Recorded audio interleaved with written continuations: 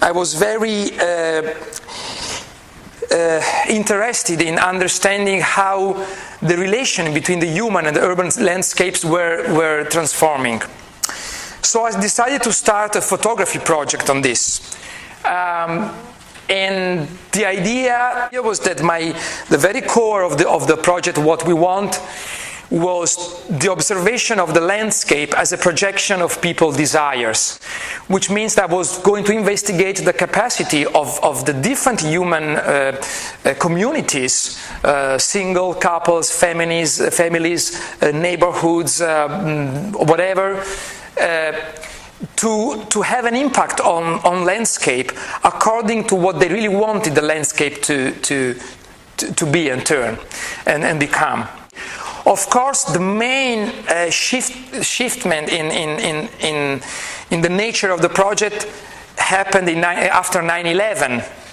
And that was the moment that project and most of my projects moved from a more anthropological view to a more defined and precise geopolitical strategy.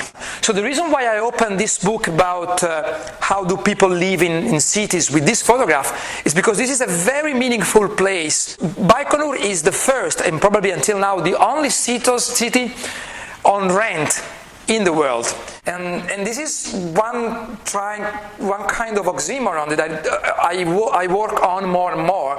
The idea that photography still looks like a simple explanation of reality, while I totally believe that photography is exactly the opposite. It's the place where we build good questions, where we develop our doubts rather than we get simplified answers to reality. Usually my work in photography always relates to technical rules, which might be either photography or painting, more often rules, and I try to submit to these rules to build a strategy of representation, which doesn't mean that I'm explaining what the picture shows. In this case, it's quite clear.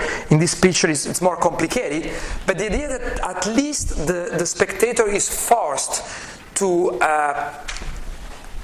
assume an observatory. I try to build for him a point of view. He's constricted in one point of view. Photography has a sort of ethical value, because we were talking during the workshop today with the students about this, that the very difference for me in between filmmaking and photography is that filmmaking gives you so many inputs, but at the same time it's fluid, it goes away, also from your memory. Photography, once you've done it and you print it and you hang it, it's there and you have to confront it every day with it.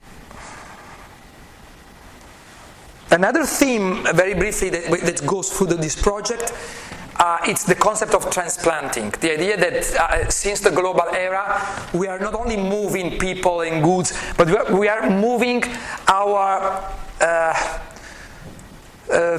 iconological idea of culture. So this is, for example, an image done in Dubai in 2009, and this is Florence rebuilt in Dubai. Most of the images are totally incomprehensible without the writing. You look at something and you ask yourself, what am I looking at?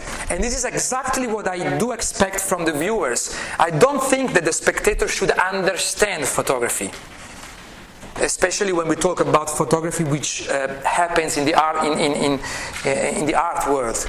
I want the people to be suspicious about what they look, and eventually to participate in the work, investigating the work when they go back home. So each one of these three films has a very precise theme. The one in São Paulo is about self-organization. The second one is about the one in Aral is about archaeology of humanity, and this third one was about new slavery. It's a very, very dramatic theme. One of the reasons why I moved also, definitely, from photography to filmmaking is that I'm really very scared by the idea that you do an artwork which, for example, like in the São Paulo film, talks about 80 million people, and then you show it in a gallery to 500 intellectuals. Art should not work this way, but the other way around. You do something to talk to more people than the people that the project is interested in.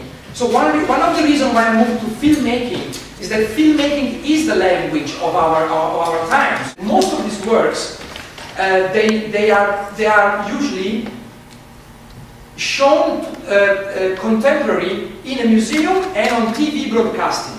The reason why these works, they look like documentaries, even if it's an artwork, is because they are installed in a museum or a biennial like an artwork, but at the same time, the same night of the opening, they go on TV or on the web. Because I think that one of the things I try to do as an artist is to behave like a parasite. I want that my work is like a virus which is attacking other landscapes, which is not the museum, the foundation, and the gallery. I mean, that is natural. But I want to get into other kinds of social landscapes. So to clash with people who don't know what an artwork is, maybe they don't care, but they may care about what this artwork is all about.